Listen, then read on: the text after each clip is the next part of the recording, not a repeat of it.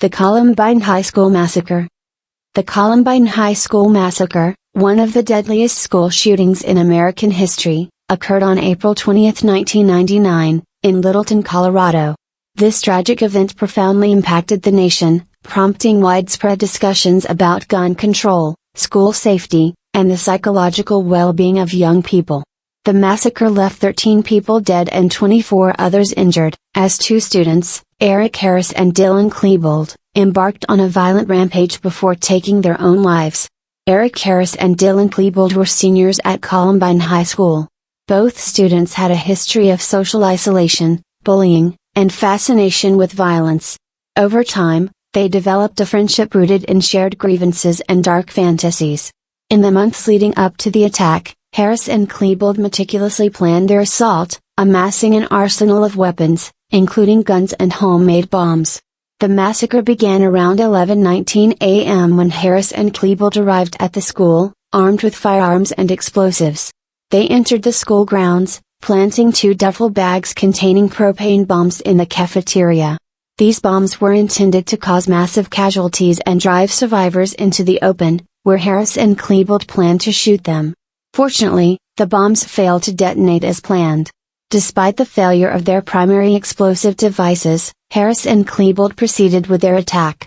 They approached the west entrance of the school, where they began shooting at students gathered outside for lunch.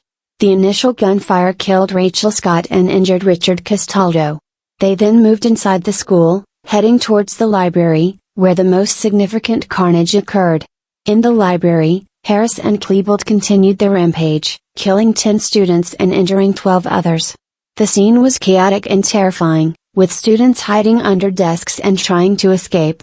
Harris and Klebold taunted their victims, displaying a chilling indifference to the suffering they inflicted.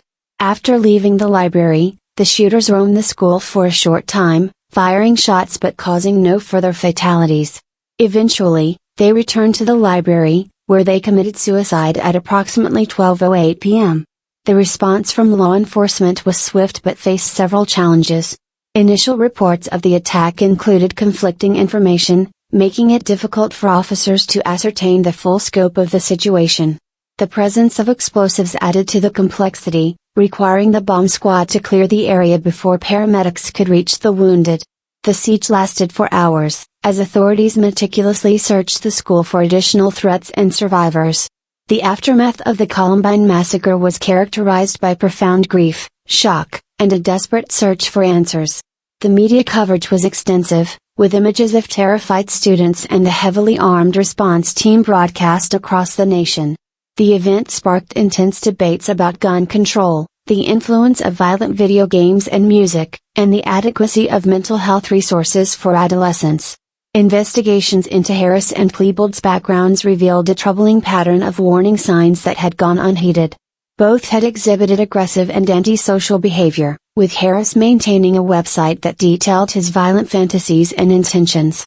They had also been involved in minor criminal activities, such as breaking into a van and stealing electronic equipment, for which they underwent a diversion program that included counseling.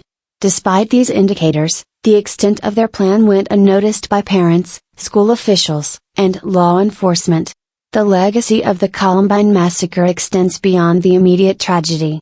It has profoundly influenced policies and practices related to school safety, leading to the implementation of measures such as active shooter drills, increased security presence, and the establishment of threat assessment protocols.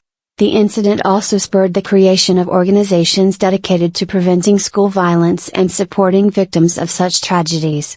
In the years following Columbine, survivors and families of the victims have worked tirelessly to honor the memory of those lost and to advocate for change.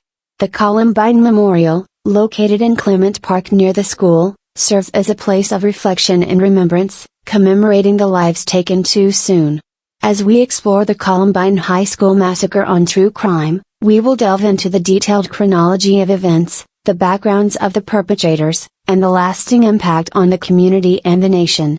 Join us as we examine the factors that led to this horrific event, the response from law enforcement and policymakers, and the ongoing efforts to prevent such tragedies in the future.